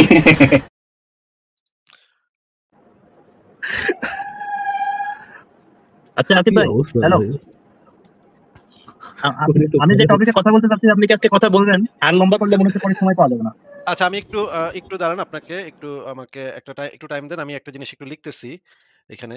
আমি এটা একটু স্ক্রিনে দেই। এইটা তো ঠিক আছে। এই সংজ্ঞাটা তো ঠিক আছে নাকি ভাই? কি বলেন? হ্যাঁ, আচ্ছা এবার আমরা দেখি আ এটা কি ভাই? এটা ঠিক আছে কিনা? নাই। এটা ঠিক নাই? অনেক, যার পেছনে কোনো যুক্তি বা প্রমাণ নাই। মানে হ্যাঁ, ক্লিয়ার কোনো প্রমাণ নাই। ক্লিয়ার আনক্লিয়ার কোন কিছু গায়েবে কোন কিছুর প্রমাণ হয় না ভাই। আকীদার কোন প্রমাণ হয় না ভাই। আকীদার যুক্তি এবং প্রমাণ ভাই ব্যবহার করাই ফিল নিষিদ্ধ। ভাই ক্লিয়ার প্রমাণ নাই, কিন্তু আমি তো দিল থেকে ফিল করি ভাই। নবী মোহাম্মদ যেহেতু শিশু সুদাইছে, নিশ্চয়ই নবী ভাই। আমি দিল থেকে ফিল করতেছি, যাকে প্রেশার দিয়ে ফিল করতেছি ভাই। ক্লিয়ার প্রমাণ না হলে এটা তো প্রমাণ ভাই। আমি যে দিল থেকে প্রেশার দিয়ে ফিল করতেছি, এটা প্রমাণ না? আচ্ছা আমরা এখন যেটা পাশাপাশি লিখে আমরা দেখি যে না দাঁড়ান এটা হয় নাই। আচ্ছা আকিব ভাই, একটা কথা আপনাকে লিখতে লিখতে বলবো? নাকি ডিস্টার্ব ফিল হবে? না ভাই আগে এটা একটু দেখেন। আকীদা মানে হচ্ছে যার পেছনে কোন যুক্তি বা প্রমাণ নাই। অন্ধবিশ্বাস মানে হচ্ছে যার পেছনে কোন যুক্তি বা প্রমাণ নাই। তাহলে আকীদা ইস ইকুয়াল টু অন্ধবিশ্বাস নাকি? সংজ্ঞা অনুযায়ী তো তাই। সংজ্ঞা অনুসারে আকীদা is equal to অন্ধবিশ্বাস। ইয়েস। আপনি আমাকে বা ফারাজ ভাইকে কিছু অন্ধবিশ্বাসের বই পড়তে উপদেশ দিচ্ছিলেন যে এবং বলছিলেন যে যেহেতু আমাদের অন্ধবিশ্বাস সম্পর্কে আমাদের ধারণা নাই, খালি যুক্তি নিয়ে আমরা চর্চা করি, যেহেতু আমাদের অন্ধবিশ্বাস সম্পর্কে কোন ধারণাই নাই, এই কারণে আমরা দিনের পথ থেকে সরে গেছি। মানে অন্ধবিশ্বাসের পথ থেকে বিচ্যুত হয়ে গেছি। নাকি ভাই? এবং আপনি আমাদেরকে আজকে আহ্বান আমার করছেন চোখে পানি চলে আসলো, আল্লাহু আকবার। এটাই হচ্ছে কোরআনের সবচেয়ে বড় মুজিজা, আল্লাহু আকবার। ভাই আপনারা পারেন ভাই, আপনারা ভাই, পারেন। হ্যালো ভাই। ভাই আপনি টপিকে লম্বা করতে চাইলে করেন, আমি শুনবো, সমস্যা নাই। কিন্তু ভাই নেক্সট উইকে আমাকে ওই বিষয়ে বলার জন্য একটু ধরবেন। বিষয়টা একটু ইম্পর্টেন্ট। যদি সময় কিন্তু দেন, আপনি লম্বা করলে অবশ্যই সমস্যা নাই। আমাকে একটু সময় দিন। অবশ্যই আপনি বলবেন। কিন্তু আপনি যদি যুক্তি দিতে যান, তাহলে তো আপনি অন্ধবিশ্বাস থেকে আকীদা থেকে বিচ্যুত হয়ে যাবেন।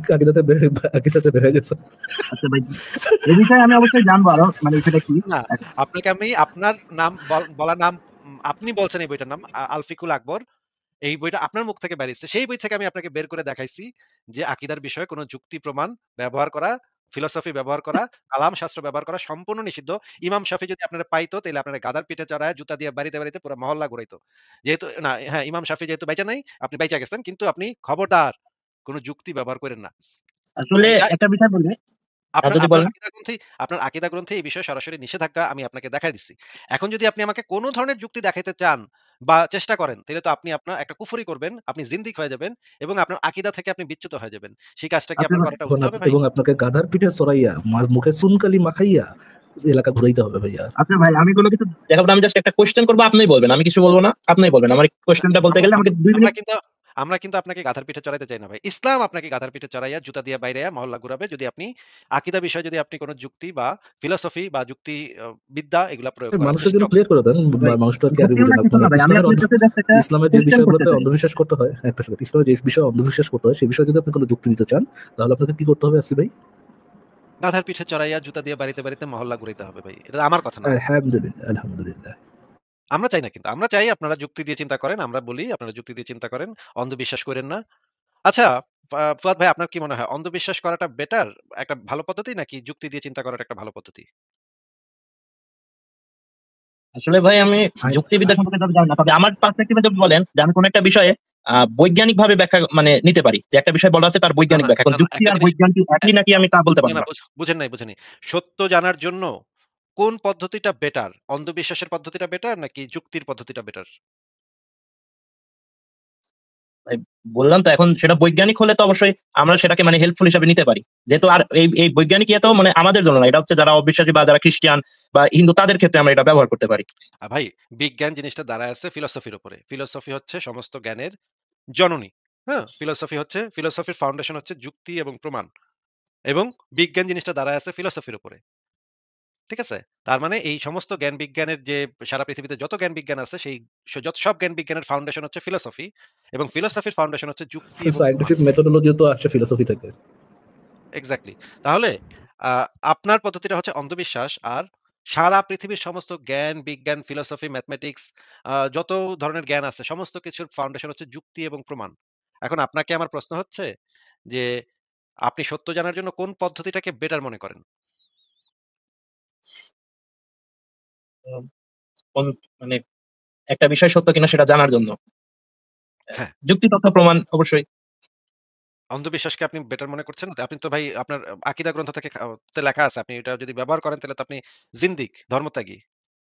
না ভাই, এখন কেউ যদি আমাকে আসে বলে যে কি বলবো? একটা উদাহরণ ভাবি। আ কি উদাহরণ দেওয়া যায়? আচ্ছা, এরকম হয় যে মানুষ পুনর্জন্ম নেয়। আচ্ছা, পুনর্জন্মের কনসেপ্ট বললেন। এখন তার কাছে আমি অবশ্যই একটা বৈজ্ঞানিক ব্যাখ্যা চাবো না যে কিভাবে পুনর্জন্ম নিতে পারে? বৈজ্ঞানিকভাবে তার দেহে কি আবার পুনরায় মানে তার আগের ইয়ে ঘুরে আসতে পারে কিনা? এ বিষয়ে আমি তার কাছে প্রমাণ চাইবো না? কিন্তু এটা তো আপনি অন্য ধর্মের লোকের কাছে চাইবেন। কিন্তু নিজের ধর্মের যত উদ্ভটি কথা হোক সেটা তো আর আপনি প্রমাণ চাইবেন না। নিজের ধর্ম তো নিজের ধর্ম। এটা তো অন্ধবিশ্বাস করবেন নাকি?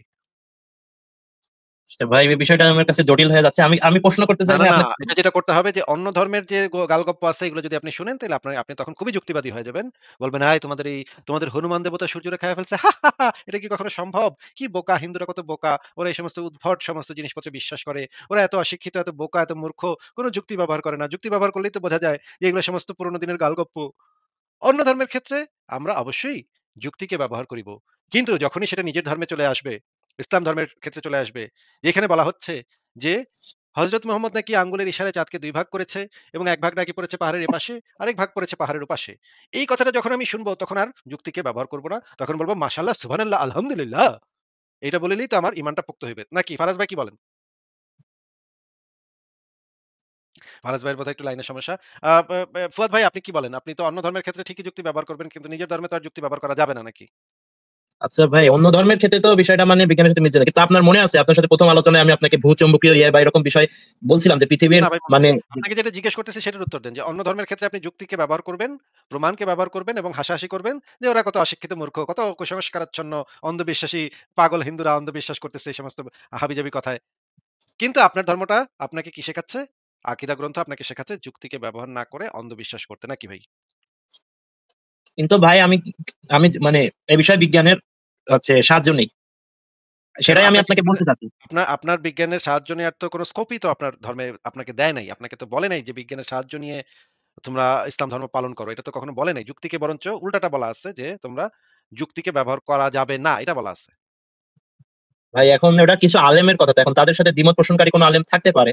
না, যেমন আপনি আলেমের দেখেন কথা যে মানে এটা আলেমের কথা মানে এই বিষয়ে তো সমস্ত আলেম একমত। আচ্ছা ঠিক আছে, আপনি যদি বলেন যে এটা কিছু আলেমের কথা তাহলে তো এখন আরেকটা দলিল বের করতে হবে। তাহলে আমরা আ আরেকটা আকীদা গ্রন্থ আছে। সেই গ্রন্থটার নাম হচ্ছে সেটাও আমার খোলা আছে। আমার কাছে সব গ্রন্থ মানে বের করে রাখি আমি একদম। হ্যাঁ? আচ্ছা, ফটাফট আসিফ করে আসিফ রাখি। ভাইয়ের কাছে একটা রিকোয়েস্ট এই করবো, আপনি গ্রন্থটার দেখাচ্ছেন। এই গ্রন্থটার নাম কি বলেন তো ভাই? পড়েন তো এই গ্রন্থটার নাম কি? আর শাহরুল আকিদাত তোহাবিয়া এই বইটার, এই বই নাম শুনছেন এই বইটার নাম? হ্যাঁ এটা আমার লিস্টে আছে, তো আমি কিনবো কিনবো করে কেনাই আ হচ্ছে না। খুবই ভালো। এই যে দেখেন কত সৌভাগ্য আপনার। আমি আপনার বইটা পড়ায় দিচ্ছি আজকে। দরকার হলে আমারে মেইল করবেন। আপনি ভাই এখন আলোচনা কোথায় যাচ্ছে? মানে আমি তো শুনতে পারিনি মাঝখানে। আলোচনা এখন কোথায় যাচ্ছে? আলোচনা যাচ্ছে ফারাজ ভাই, আমি একটা প্রশ্ন করছি যে অন্য ধর্মের যে অন্ধবিশ্বাসগুলা যেমন হনুমান সূর্যরে খাওয়ার চেষ্টা করছিল। এই বিষয়ে তো নিশ্চয়ই মুসলমানরা যুক্তি এবং প্রমাণকে ব্যবহার করবে। কিন্তু ইসলাম ধর্মের যে আরেকটা গপ্প আছে যে মোহাম্মদ নাকি আঙ্গুলের ইশারায় চাঁদরে ২ ভাগ করছে। এক খণ্ড পড়ছে পাড়ের এই পাশে, আরেক খণ্ড পড়ছে পাড়ের ওই পাশে। এই অন্ধবিশ্বাসের তো যুক্তি দিয়ে না যাচাই করা যাবে এইটা না। তো আপনি এটা কেন বলতেছেন আসিফ ভাই? আপনারা এতক্ষণ ধরে আকীদার বই করলো। তা আপনি আকীদার বই থেকে দেখাবেন না যে আল্লাহ বিল্লাহর উপর বিশ্বাসই ইটসেলফ যে একটা অন্ধবিশ্বাস যেটা তাকে করতে হবে। কোরআন যে আল্লাহর কিতাব এটাও তো অন্ধবিশ্বাস যেটা তাকে করতে হবে। এবং পেডোফাইল যে তাদের রাসূল এটাও যে অন্ধবিশ্বাস যেটা তাদেরকে করতে হবে। সেটা দেখাচ্ছি। ফারাজ ভাই ওইটাও দেখাচ্ছি। এই বইটার এই অংশটা একটু পড়ে শোনান তো ভাই। আ ফুয়াদ ভাই এখানে কি লেখা লাল কালি দেওয়া অংশটুকু? ইমাম গাজ্জালী রাহিমাহুল্লাহ আরো বলেন, কেউ কেউ বলেছেন ইলমে মানতেক ও তর্কশাস্ত্র সম্পর্কে জ্ঞান অর্জন করা সম্পূর্ণ নিষিদ্ধ। এটি ইমাম শাফেঈ, আহমদ ইবনে হাম্বল, সুফিয়ান শাওরি এবং সালাফদের মুহাদ্দিসদের মত। তাদের মতামত ইমাম গাজ্জালী স্বীয় কিতাবে উল্লেখ করেছেন। তিনি বলেছেন, সালাফদের সকল মুহাদ্দিসের ঐক্যমতে এটি হারাম। ওয়াও! ওয়াও! ওয়াও! সালাফদের সকল মুহাদ্দিসের ঐক্যমতে কি হারাম ভাই? কি? হ্যাঁ, তো মানে ইলমে মাতনকেও তর্কশাস্ত্র, মান্তেক মানে তর্কশাস্ত্র বা বিতর্ক, মানতেক যুক্তিবিদ্যা। মানতেক হ্যাঁ। হ্যাঁ, এই মান্তেক শাস্ত্রের উপর জ্ঞান মানে যুক্তিবিদ্যা, তর্কশাস্ত্র। আচ্ছা, এইখানে আরো আরো বলা হয়েছে ইলমে কালাম ও তর্কশাস্ত্র যদি দিনের অন্তর্ভুক্ত হতো তাহলে রাসূলুল্লাহ সাল্লাল্লাহু আলাইহি ওয়াসাল্লাম এর ব্যাপারে সর্বাগ্রে আদেশ দিতেন এবং কালাম শাস্ত্রবিদদের প্রশংসা করতেন। এটা কখনো করেন নাই। ঠিক আছে, আমরা পেয়ে গেলাম যে এগুলা ইসলামে সম্পূর্ণ নিষিদ্ধ। তাইলে আপনি এগুলা কেন করতে যাচ্ছেন বা কেন করবেন সেটা তো আমি বুঝলাম না। ঠিক আছে। ফারাজ ভাই আমার তো টাইম শেষ হয়ে গেছে। আপনি কি তাইলে লাইভটা কন্টিনিউ করবেন? তো ওনার সাথে শেষ করেন আসিফ ভাই, তারপরে বিদায় নেন। ভাই আমার প্রশ্নটা কি উত্তর দিবেন কিনা? যদি বলেন যে না আসছে না তাহলে বলতে পারি। তবে আমি রিকোয়েস্ট আচ্ছা, করবো এটা একটু শোনার জন্য। আচ্ছা বলেন। ঠিক আছে বলেন।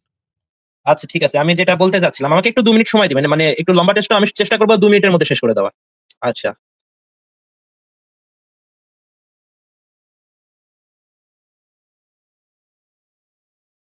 আমি কিন্তু কিছু শুনতে পাচ্ছি না। আপনি কি বলতেছেন ভাই?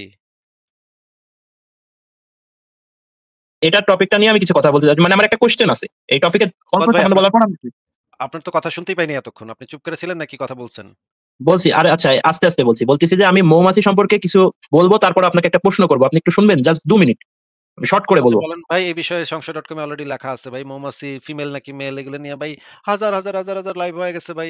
কত লাইভ হয়ে গেছে ভাই। আমি আপনাকে আগে উত্তর দিয়ে দেই ভাই। আর ওইগুলো মানে ফাও পেঁচাল আমার সময় নষ্ট করার দরকার নেই ভাই। একটু সংশয়.com এ ঢুকে মৌমাছি লিখে সার্চ করেন ভাই। আছে, লেখা আছে ভাই। কি বলেন ভাই? এই এগুলা সম্পর্কেও কি লেখা আছে।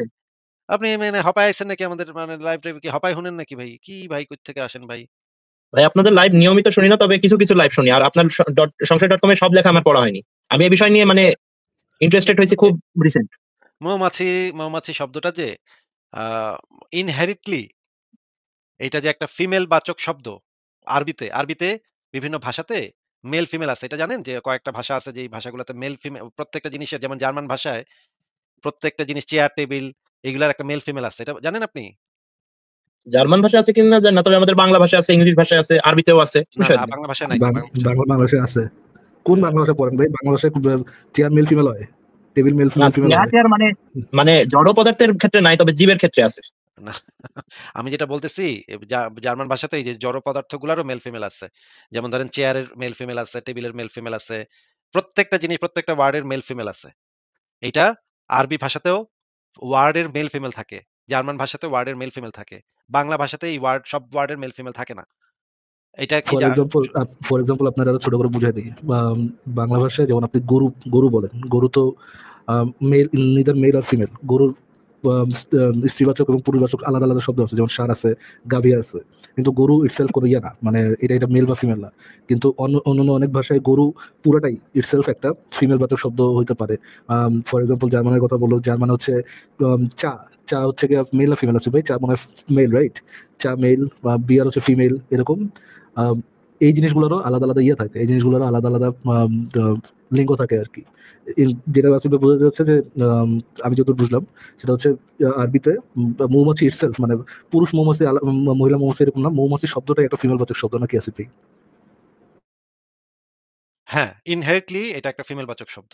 মানে আ আ আরবরা আ আ শত, শত বছর আগে থেকেই এই শব্দটার একটা ফিমেল বাচক শব্দ হিসেবে ব্যবহার করে।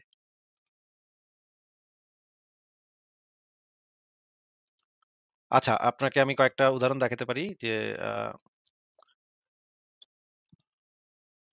ধরেন এইটা দেখেন।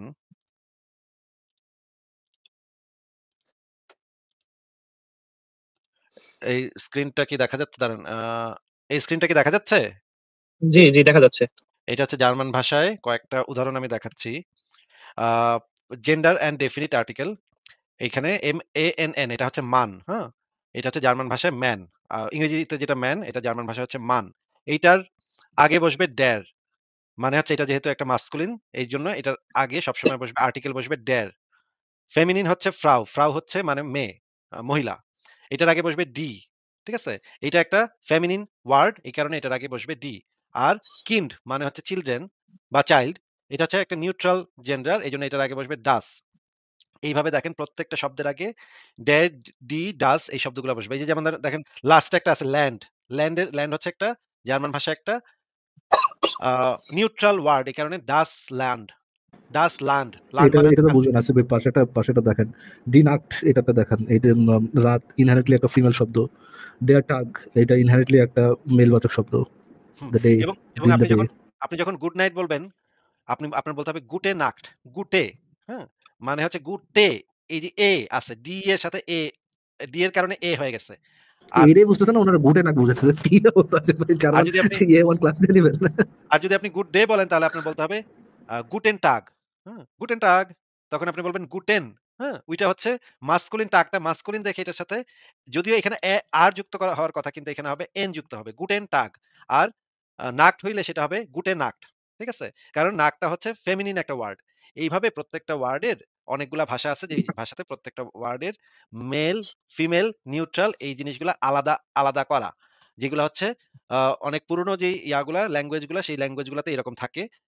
লিঙ্গভেদ থাকে। ভাষার ভিতরে লিঙ্গভেদ থাকে। এই জিনিসটা কি আপনি আগে জানতেন ফুয়াদ ভাই? না ভাই, জার্মান ভাষা সম্পর্কে তো আমি জানতাম না। এমনকি মানে জার্মান ভাষাও যেটা, আর আরবি ভাষা তো একই।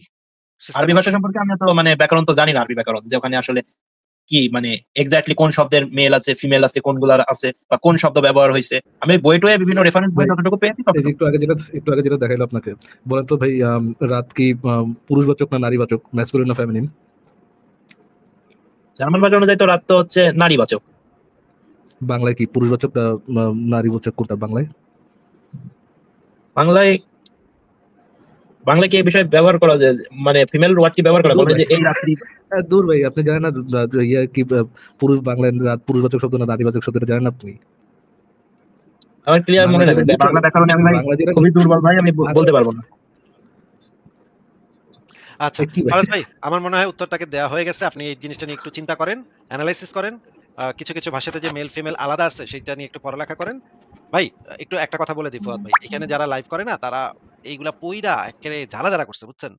আর আপনি সেই ক্লাস 2 এর জিনিস নিয়া যদি হপায় আসেন যে নাস্তিকের জবাব দিতে চলে যাই, নাস্তিকের জবাব দিতে, তাইলে তো ভাই হবে না ভাই। আপনার যেখানে আমরা এসব পৃথিবীর বড়, বড় আলেমদেরকে আমরা মানে নাস্তানাবুদ কানতে, কানতে বাইর করে দেই, এখান থেকে কানতে, কানতে বাইরে যারা, আপনি ভাবছেন ২ দিন একটু গুগলে সার্চ মাইরা ২-৩ টা আর্টিকেল পইড়া চইলা আসবেন, আর আপনি আপনারে আমরা বাহাবা, বাহাবা, বাহাবা করব। এটা তো হয় না ভাই, এভাবে হয় না। হ্যাঁ?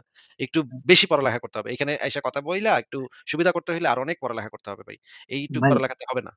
ভাই বুঝতে পারছেন? আসলে আমি তো একটু বলি, আমি আপনাকে কোনো কিছু ভুল প্রমাণ করতে, আমি আপনাকে আগে বলছিলাম যে কোশ্চেন করবো যে আপনার এটার এগেইনস্টে কোনো আপনি আর্গুমেন্ট যখন আছে কিনা। এই যে আপনি একটা আর্গুমেন্ট, আপনি যখন শব্দ বলছেন, শব্দ শুনে আমি বুঝে ফেলাইছি আপনি কি আর্গুমেন্ট করবেন। তাইলে আপনি বুঝেন যে যেটা আমার এখানে যারা আছে তাদের এক্সপার্টিস কোন লেভেলের, হ্যাঁ? সেটা তো আপনার একটু বুঝতে হবে, তাই না? আমি এটাই শুনতে চাচ্ছিলাম যে আপনি এটার এগেইনস্টে কোনো আর্গুমেন্ট দেন কিনা এইটুকুই ভাই। আমি আপনাকে তো ভাই ভুল প্রমাণ করতে আসিনি। আমি জাস্ট একটা আর্গুমেন্ট দিছি যে না, না আপনি এটার ভুল এগেইনস্টে প্রমাণ কোনো করতে আর্গুমেন্ট আসেন। দেন কিনা। ভুল প্রমাণ করতে আসলে সমস্যা নেই। ভুল প্রমাণ করতে আসেন। আমরা চাই মানুষ আমাদের ভুল প্রমাণ করতে আসুক। কিন্তু যে জিনিসটা নিয়ে আসবেন সেটা হইতে হবে পোক্ত জিনিস হইতে হবে। শক্তপোক্ত জিনিস হইতে হবে। হ্যাঁ? এত দুর্বল জিনিস হইলে তো ভাই হবে না। ফারাজ ভাই আমার টাইম আজকে শেষ হয়ে গেছে। আমি ফুয়াদ ভাই আপনার সাথে কথা বলে ভালো লাগলো। আসিফ ভাই আপনি তাহলে ভদ্র তাহলে মানুষ। শেষই করে দেন আসিফ ভাই, আমার একটু ইয়ে আছে, কাজ আছে, পড়াশোনা করতে হবে। ওকে, শেষ ঠিক করে আছে। দেন তাহলে। তাহলে ফুয়াদ ভাই তাহলে আজকে আমরা আপনাকেও বিদায় জানাই। আপনি পরে আরেকদিন যুক্ত হেন। তখন আরো পোক্ত জিনিস নিয়ে এসেন। হ্যাঁ? সংশয়.com এ ঢুইকা লেখাগুলা পইড়েন। জ্ঞানকোষ পাতাটা পুরাটা পইড়া ফেলায়েন। আস্তে, আস্তে। ঠিক আছে? আচ্ছা ভাই একটা ছোট কথা ছিল। হ্যাঁ, বলেন। মানে একটা রিকোয়েস্ট বলতে পারেন যে ভাই আপনার এই যে মানে উন্মুক্ত আলোচনা ভাই, এখানে কি আপনি আরো মানে পরিচিত কিছু নাস্তিকদের আনেন নাকি? যেমন আসাদ নূর বা আসিম বা হচ্ছে কি আব্দুল্লাহ আল মাসুদ। আমি কিন্তু ওনাদের ভিডিও অনেক দেখি। আসাদ নূর ভাইয়ের ভিডিও কিন্তু আমি প্রায় রেগুলারই দেখি এবং ওনাদের দেখি। ওনাদের সাথেও তাহলে কথা বলা যেত আপনি যদি তাদেরকে আপনার লাইভে ইনভাইট জানাতেন। কিন্তু আমাদের লাইফটা একটু ভিন্ন টাইপের তো। যেটা হচ্ছে যে আমরা ওই যে মুমিনদের সাথে আসাদ যুক্তিতর্ক ভাই করতে ইয়ে ভাই, আসাদ ভাই আর মাসুদ ভাই এতটা ইন্টেলেকচুয়াল না আর কি, এই জন্য এই লাইভে তাদের আর কি টাকা হয় না। না তারা আবার এটা শুনলে মানে চেতে উঠবে। এতটা আমরা ইন্টেলেকচুয়াল না, কিন্তু আমি আমি যে মাঝে মাঝে ফাইজলামি ওখানে করে যে বলছি মাঝে মাঝে আমরা। আমি লাইনে বসে থাকি, বুঝছেন না আসিফ ভাই? মানে আমি হ্যাঁ, তাদের যেটা হচ্ছে যে আমাদের লাইভ করার স্টাইলটা একটু ভিন্ন। আসাদ আসাদ ভাই বা মাসুদ ভাই ওনাদের লাইভ করার স্টাইলটা আরেকটু ভিন্ন।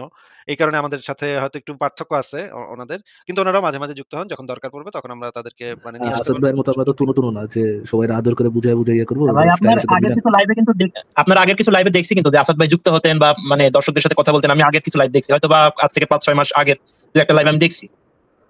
হ্যাঁ, সেটা হবে আগে ভবিষ্যতে হবে কিন্তু মানে আমাদের উনারা আসলে আ উনার দরকার পড়লে আরকি আসেন। কিন্তু দরকার না পড়লে তেমন একটা আসেন না। আমিও দরকার হইলে তখন যাবো। তাদের লাইভেও আমি যেতে পারি। তারাও আমার লাইভে আসতে পারে।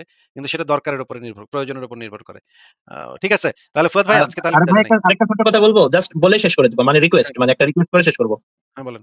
যে ভাই আসলে এখানে যারা আপনাদের লাইভে যুক্ত হয় বা মানে ব্যাক স্টেজে থাকে তাদের অনেকেরই আছে অনেক বিষয় নিয়ে জানার। আপনি যেটাই বলেন এট লিস্ট আমাকে একটা কথা বলতে পারবেন যে আমি আজকে যে টপিকটা নিয়ে কথা বললাম at least iPhone 16 Pro Max আলা টপিক থেকে এটা দিয়ে মানে দর্শকদের বেশি লাভ হইছে। আপনি কি এটা শিওর করতে পারবেন? হ্যাঁ, মানে হ্যাঁ, আপনি এই এটা তো বিষয়ে একমত তো অবশ্যই। নাকি? হ্যাঁ, আপনার সাথে আমার তো কথা বলে ভালো লাগছে। আপনার ভাই এরকম শিটদেরকে বেশি টাইম দিবেন না। আমার এমন অনেক কিছু আছে, অনেক কিছু জানার আছে, অনেক আছে ভাই আপনার সাথে এই বিষয়গুলো নিয়ে লম্বা টাইম পুরো। ফুয়াদ ভাই নেক্সট মুভমেন্ট যুক্ত হয়ে আপনার নামে একই কথা বলবে, হ্যাঁ ভাই, এটা বুঝছেন? তো আমরা করতে পারি না। একেকজন এসে বলে অমুকে টাইম দিছেন কেন আমাকে কেন দেন নাই? সবাই তো মনে করে নিজেই সেই সবচেয়ে ভালো। কিন্তু আপনি যথেষ্ট ভালোভাবে কথা বলছেন। এই বিষয়ে কোনো সন্দেহ ভাই নাই। একটা মানে দর্শকদের উদ্দেশ্যে একটা কথা বলতে চাই যে ভাই সাপোজ আগেকার যুগের এমন অনেক মানুষ ছিল লেখাপড়া জানতো না বা ইয়ে ছিল না, কিন্তু মনে করেন তাদের অনেক বিষয় সম্পত্তি ছিল। ২০০ বিঘা ৩০০ বিঘা ৪০০ বিঘা জমি। এখন মনে করেন একটা শিক্ষিত কোনো ব্যক্তি বা মানে ইংরেজ টাইপের সে আমলে যদি কথা বলি, এখন যুক্তি দিতে গেছে, কথা বলতে যায় একটা কথা বলছে মানে সে টু সে বলছে যে ভাই আপনি তো কিছুই জানেন না, আপনি তো একটা মূর্খ। এখন সে বলল আপনি মূর্খ বলেন মানে আমি ৪০০ বিঘা জমির মালিক। এটা কি কোনো ভাই যুক্তি হলো? ৪০০ বিঘা জমির মালিক হয়েছে কি হয়েছে? আপনি মহাজ্ঞানী হয়ে গেছেন? ভাই আপনারা দর্শকরা যারা আছেন এইসব শিট কথা বলবেন না ভাই। এসব ফালতু কথা মানে শুনতেই বিরক্ত লাগে। সেদিন ওইটিকে আচ্ছা, থাকতে থাকতে আমি বের হয়ে গেছি। ফুয়াদ ভাই আপনাকে একটা মানে পরামর্শ দেই। আজকে শুরুর দিকে কিন্তু ভাই একজন তার তো একটা আইফোন 16 প্রো ম্যাক্স আছে ভাই, এটা কেন, এটা তো ফ্যাক্ট, এটা কেন আইফোন, বলবেন? আসিফ আইফোন, ভাই বুঝি নাই। আইফোন। তাহলে ভাই ওই যে ওই ৪০০ বিঘা আলাম তো আরো মানে এরকম iPhone 16 Pro Max তো মনে করেন ১-২০০ কিনে রাখতে পারে। তো বড় জ্ঞানী নাকি? আপনি কি তাকে জ্ঞানী বলবেন? অথচ সে ক, খ লিখতেও পারে না, সাইন করতে পারে না, কিন্তু টিপস হয়ে সে যায়। কিন্তু সে কিন্তু ভাবছে সে বিরাট জ্ঞানের কথা ভুইলা গেছে এখানে, বুঝছেন? কিন্তু ফুয়াদ ভাই আজকে আপনাকে আমি অনুরোধ করব যে শুরুর দিকে এক মুমিন আসছিল। তার কথাগুলো একটু শুইনেন এবং শুইনা আপনার অনুভূতি কি হইছে? আপনিও সেই মুমিনের সাথে একমত কিনা? যে গনিমতের মাল হিসেবে মেয়েদেরকে করা সেটার সাথে একমত কিনা? সেটা আমাকে নেক্সট কখনো যুক্ত হইলে আমাকে জানায়েন। ঠিক আছে? এটা আপনার আচ্ছা কাছে ভাই আমার কথা অনুরোধ বলে থাকলো। ভালো লাগলো। অন্য একদিন যুক্ত হবো। ঠিক আছে। ঠিক আছে ভাই, ভালো থাকেন। শুভরাত্রি আপনাকে। না ফুয়াদ ভাই যথেষ্ট ভদ্র মানুষ। ভদ্রভাবে কথা বলছে। কিন্তু আমরা একটু করছি কিন্তু এটা তো করবোই ফুয়াদ ভাই লাইভে। আমাদের যে আকীদা সম্পর্কে ইলম দিয়ে গেলেন ভাই, হ্যাঁ, যেই ধরনের এনলাইটমেন্ট দিয়ে গেলেন, যে হিকমত দিয়ে গেলেন আকীদা সম্পর্কে, ভাই আমরা তো এনলাইটেন্ড হয়ে গেলাম, তাই না আসিফ ভাই? হ্যাঁ, এটাতে তো কোনো না, সন্দেহ নেই। না উনি একদম মানে পরিষ্কার করে বলেছে আকীদা যে বিষয়ক বই পড়েন ভাই, আকীদা বিষয়ক বই পড়লে আকীদাতে যে ধরনের অন্ধবিশ্বাস করতে বলা হয়েছে সেই ধরনের অন্ধবিশ্বাস যদি আপনার ওই প্রপার অন্ধবিশ্বাস গুলো যদি থাকে আপনার, বুঝছেন, তাহলে কিন্তু আপনি হ্যাঁ, ইসলামে বিশ্বাস করবেন। ঠিক, এটা ঠিক। তো কোনো সন্দেহ নেই। ঠিক আছে ফারাজ ভাই আমার সময় একেবারে শেষ হয়ে গেছে। আমি তাহলে শেষ করে জি, দিই। আপনি একটু বিদায় নিয়ে নেন। সরি ভাই। গুড নাইট আসিফ ভাই, গুড নাইট। না না, good night, good night. Night Asif ভাই, থ্যাংক ইউ যুক্ত করার জন্য। এন্ড আই আই হোপ একদিন আপনি বড়লোক হবেন এবং আইফোন 16 প্রো ম্যাক্স হবে, সাথে আপনার আকীদাও আসবে। গুড নাইট আসিফ ভাই, সবাই সুরাজ ধন্যবাদ, take care, bye. Good night সবাইকে ভালো থাকবেন। আবার কথা হবে। আজকের মতো শেষ।